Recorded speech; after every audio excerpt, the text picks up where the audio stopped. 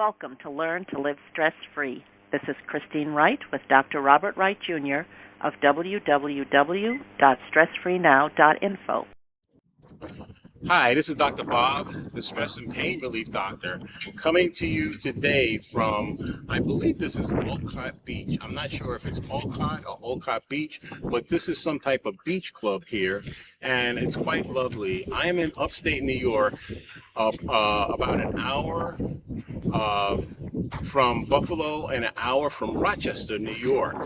And so this is right on Lake Ontario, and I've been told that Lake Ontario is about 865 feet deep, and it's quite large. So I remember as a kid, I think we used to go to the St. Lawrence Seaway, which is quite close to here. But I remember while I was driving here from the Poconos that I saw the sign for Watertown, New York. And I said, I remember we used to go to Watertown and dig clams, and the clams would spit at us out of the sand. And then we used to pull mussels off the rocks. I never liked those things as a kid, and I don't like them as an adult either. But lots of people like clams and mussels and things like that. So my message for you today is this. Regardless of how your day may start out, do not assume that your experience today is going to be like your experience was yesterday or the day before that or the previous week. So one of the healthiest things that you can do is to shift your attention into the moment of now, the present. That's why it's called the present.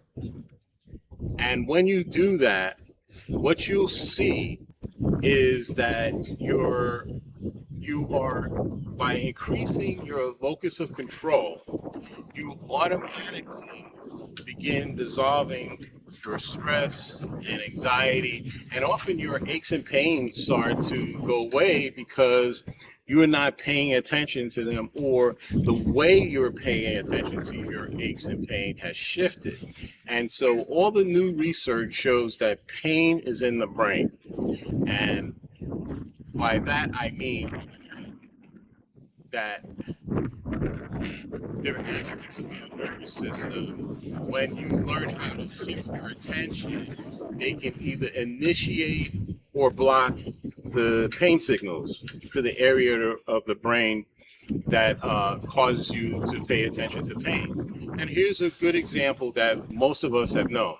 Okay, several children are playing in the schoolyard, and then one child falls down and scrapes his or her knee and is now bleeding. But because they're playing games, he or she doesn't notice that they are bleeding. So about 5 minutes later, another child comes up to them and says, "Hey, look at your knee. You have blood all over your leg. You're bleeding." So the kid looks down, sees their knee, and then they start crying, and because now they notice that they have been bleeding, but previous to that, they were playing. And what I'm saying is because they weren't paying attention to any pain, perception of pain, they were just having a good time, and they weren't even aware of the fact that they were bleeding. And so by changing their awareness, they actually changed their experience. And so the reverse is true, that if you're bleeding and you change you're in pain, and then you decide to shift your consciousness, you have the capacity to eliminate or at least reduce the feeling. Many of us have heard of or seen studies about gurus and other people that have the ability to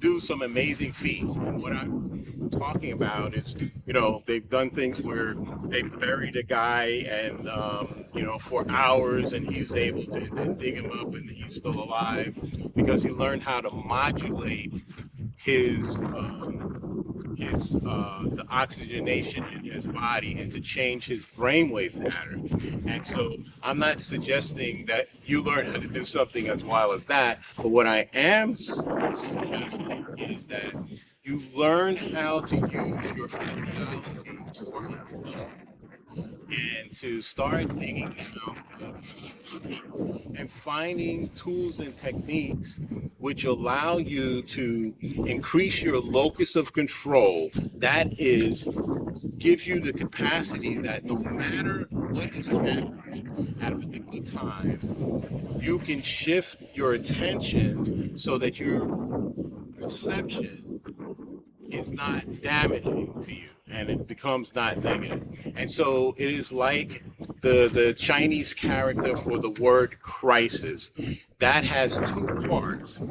It has the character has the part for crisis, but it also has the second part for opportunity. And many people always talk about when something negative happens, you go, what is the silver lining? And I'll be honest with you, sometimes, in that moment, we may not feel that, but often if we telescope out and as we reflect back and we can see, if we look at our timeline, we said, hey, I had this negative thing happen to me, but down the road, in hindsight, I realized because X happened, therefore A, B, C also happened. And if not but for that occurrence, then these other things wouldn't happen. And I give you an example. I was engaged to a woman that I care for very much, and then it came a point where the relationship crashed and burned. And I remember driving past her apartment on the highway, and I was so distraught that I was sobbing. It was just, she threw me under the school bus. But my point of the story is this. So 5 years went by, and then I met my wife to be. And I remember years later reflecting and said, wow, if in that previous relationship, where I felt like my heart had been ripped out, if that relationship had not ended, I would have never been with my wonderful wife, Christine.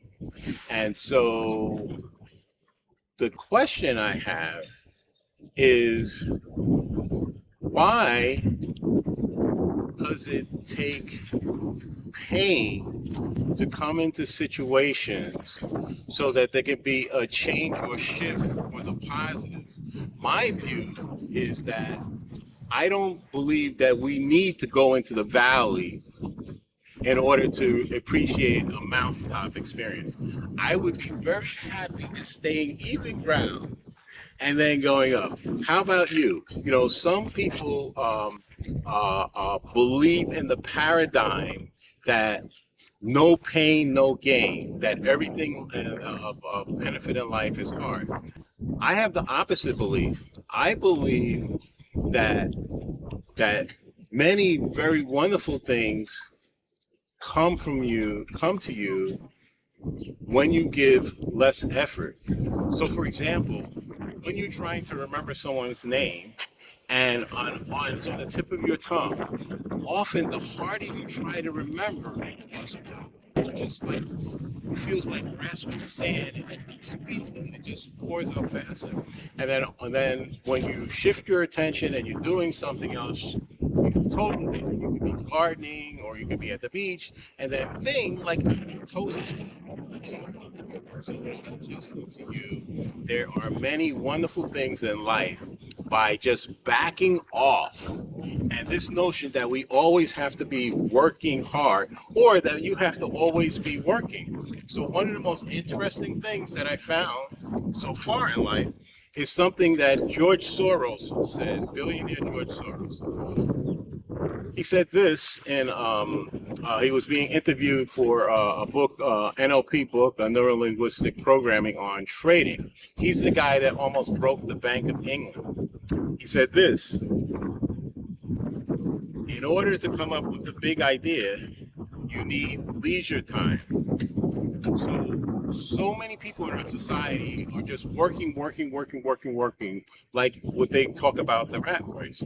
But one of the things that the pandemic lockdown did, it caused a pause where people were able to step back, and it shifted people, and that they took a look at their lives and said, hey, what am I doing? I'm commuting 2.5 hours each way to work. I'm paying tolls. I'm paying the park. I'm paying for lunch. And what am I doing? I forgot paying for gas. So now that the bosses want people to come back into the office, guess what? They're telling them to shove it. Why? Because they got a taste of leisure time. So I'm suggesting to you, when you're on your deathbed about to take your last few breaths, I guarantee you your thoughts will not be of, I should have put in more overtime at my desk, that I should have come in on Sundays. No, it'll be about the love. It'll be about the things that you wish you had done, the if I woulda, coulda, shoulda. And what I'm suggesting to you is that you have the power to start making those things a reality. So this is Dr. Bob reminding you what you already know, which is that self-care isn't selfish, it's smart. From stressfreenow.info. And if you like what you hear and see in our Stress Free Now podcast series, please give us a like on YouTube, 5-star rating, and most of all, subscribe and share with your family and friends and your networks. This is Dr. Bob from stressfreenow.info. Until next time, be safe and be well.